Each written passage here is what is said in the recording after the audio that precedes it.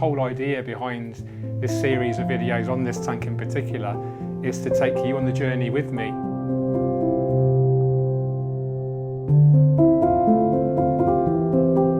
Hi everyone, George here and welcome to another video from the GFS gallery. This video largely focusing on my new Discus tank, the Oase HighLine 400. I originally set up about 6 or 7 weeks ago. There is a complete tutorial video on exactly how I set it up, all the equipment we're using, the techniques we're using, the maintenance, etc. So please consider watching that. I'll leave a link to that in the pinned comment and the description. This video is going to give you lots of new updates, including new fish, new algae eaters, some minor issues with plant health. I'm going to actually go through how I maintain it as well. Before I get started, I just want to give a couple of announcements as well. Very exciting. We are going to be releasing season 2 of the George Farmer podcast very soon. This is going to be all about actual aquascaping as an art form. Season 1 was more beginner friendly, kind of step by step, the methodologies and the theory behind planted aquariums and aquascaping. This is going to be much more focused on the art of aquascaping, so really excited about that. Make sure you're subscribed on your podcast player of choice. Just search for George Farmer Podcast and I'm sure you'll find it.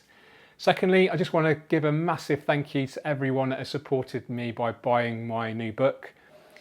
Good news, we have a new shipment coming to my home, 500 copies. So if you do want to purchase a signed copy, there's a link to that in the description as well. Go straight to my website and you can pre-order a signed copy. You can have a dedication written inside the cover as well. There is some logistical issues with Amazon UK in particular. Unfortunately, I have no real control over that, although I have passed those issues onto the publishing house and the sales team there. So hopefully we'll get some more answers for you. So for those that have pre-ordered it months and months ago on Amazon UK in particular, I do really appreciate your patience. So thank you so much. So exciting news, we've added some display fish. We have 50 lemon tetras in there.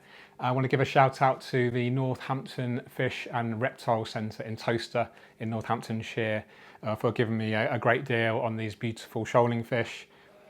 They are a great addition, I think, to this aquascape. You know, the colours, I think, complement the blue. These are brilliant turquoise discus, obviously quite a lot of blue in there, which I think contrasts with the lemon colour and the red of the eye and that kind of yellow anal fin of the lemon tetra.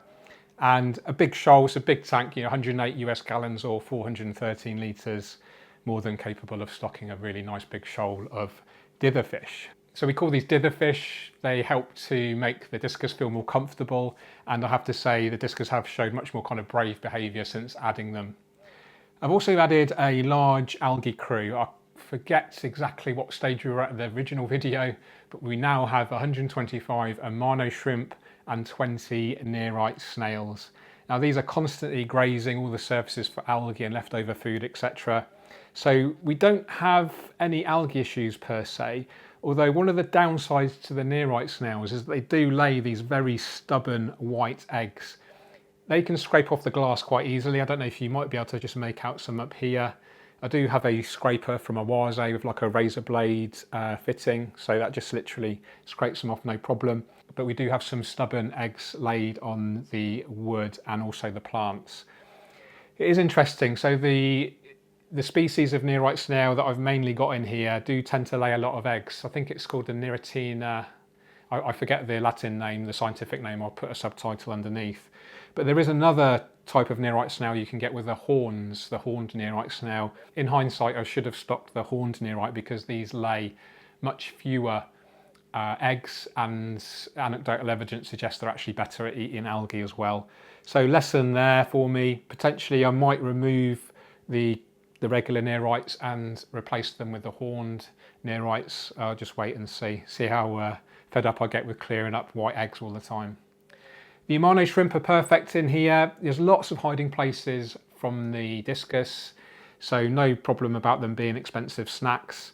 Loads of crevices, loads of gaps in the wood and the plants, of course. And the Amano shrimp in particular are perfect for eating any leftover food. Amano shrimp don't just rely on a herbivorous diet. They don't just eat algae. They'll eat anything, including the beef heart mix that I feed the discus. And with that in mind also, when I do feed the beef heart mix, there's a lot of kind of floating particles that come off it, bits of meat and the other minerals that are included in the food. And the lemon tetras are perfect at picking that off. In fact, sometimes they'll get to the B part before the discus, which is quite fun to see. But overall, you know, the fish health, and I'm really pleased with the fish selection. I have had some feedback about the aquarium being overstocked. I don't believe it is.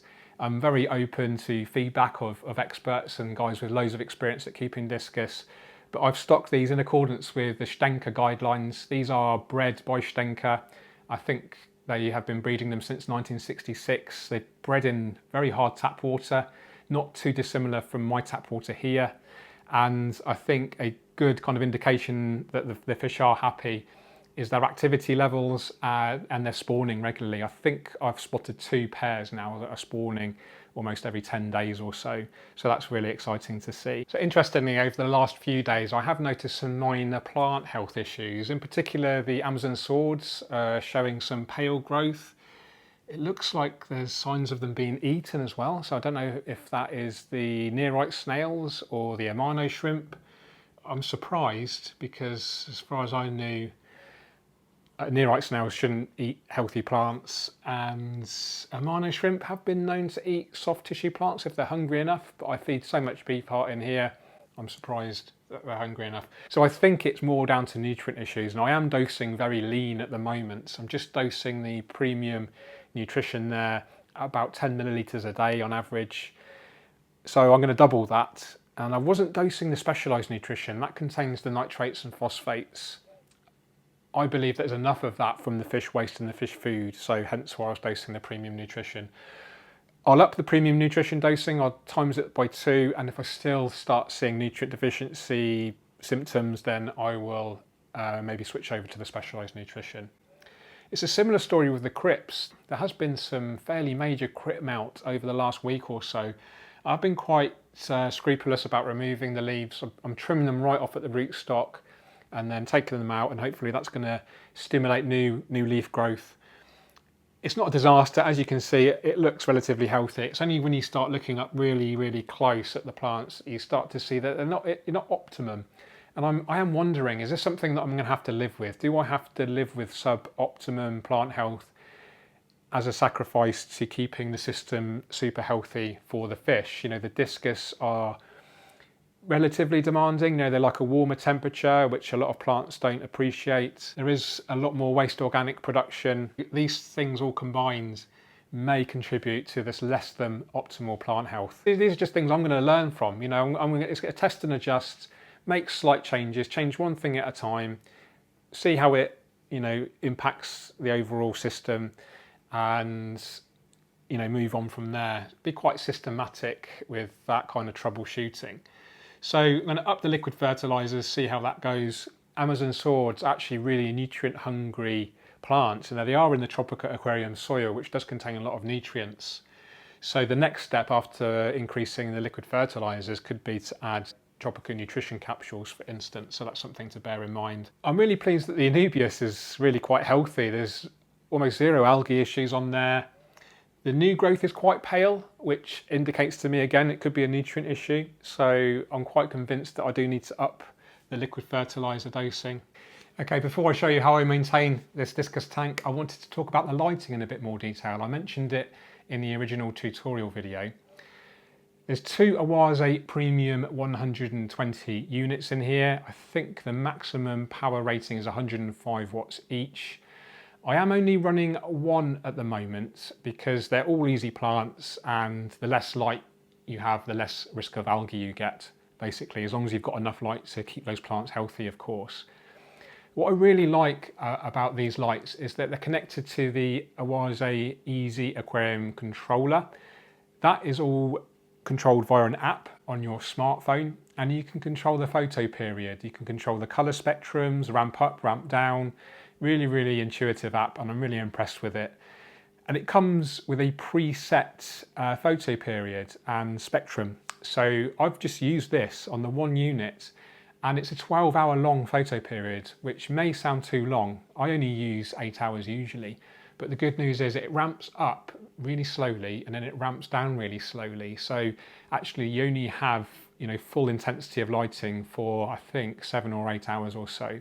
I think this is a good compromise between, you know, having that viewing window, this is the kind of focal point to the gallery. I've got a sofa here, and it's great to and my desk's there, it's great just to be able to see this lit up, for that 12-hour photo period, even if obviously the beginning and the end are a little bit more dull. It also has a moonlight setting, which I think is 5% power just applied to the blue LEDs, which is really lovely because the fish, are never in complete darkness. They do manage to sleep, I'm pretty sure of that, so they do get some rest. But it's just nice to know, sometimes I'll come down in the middle of the night, I'm a little bit of an insomniac, and it's just nice to walk through the gallery and you just get this really nice subtle blue glow from both the Oase HighLine 400 and my HighLine 175 there for the cichlids. That has exactly the same lighting profile on it as well. So yeah, just a bit of an insight into the lighting with particular reference to the Easy Aquarium Controller. Okay, let's talk about how I maintain this Discus tank. I'm doing 2 maintenance sessions a week. That mainly consists of the water changes. It's really important to dilute those waste organics, which can otherwise trigger algae and lead to poor water quality. So I tried to make the water change process as simple as I can. We're changing over 200 litres or 50 gallons of water here. So I have 2 long hoses. One hose is responsible for filling, which is this one here.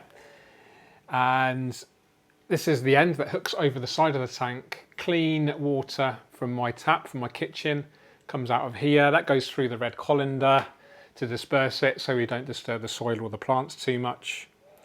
And the other end, this actually plugs in, connects to a submersible pump, which I'll show you right now. That just literally goes on there. This sits in my sink, my kitchen sink, in a bucket. The bucket's filling up at the same rate as it's being pumped out at the correct temperature. Now, temperature is really important for discus. They're very sensitive to any temperature fluctuations and they do like the temperature warmer. So I have a digital probe here. So I check the temperature in there and I just make sure it's the same temperature in the fresh water. At the same time as the water is filling up, I am actually siphoning out using a different hose with the external filter inlet that hooks over the side here, and the end of the hose goes into my garden, into different watering cans, and that helps to feed the garden plants and our house plants as well. So we're kind of recycling as much water as we can. Now, to dechlorinate and treat the fresh tap water, I use Fritz Complete. This gets rid of ammonia, nitrite and nitrate, chloramine and chlorine. So a very comprehensive and efficient concentrated product. So big fan of the Fritz Complete, definitely recommend that. This is Fritz Zyme 360 Aquarium Cleaner, removes sludge and organic debris. And I think this is really helpful. It's a special kind of strain of bacteria. It basically eats waste organics. It eats leftover food, anything like that. So the idea is that helps to maintain good quality water. So the whole idea is, good quality conditioners, dechlorinator, bacteria supplements, big water changes, good filtration, all these things added together hopefully create an ideal environment for the discus. So what's happening is the water's being siphoned out at the same time it's filling up. Now I have the fresh water getting pumped into the right hand side and the dirty water getting siphoned out from this side. So hopefully we're creating, that refreshment of water is quite efficient. We're not kind of just getting rid of the fresh water, if that kind of makes sense.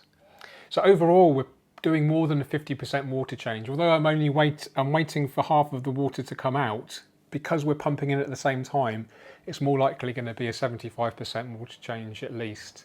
In my experience, the bigger the water change, the better, as long as that fresh water is appropriate, which we're treating here.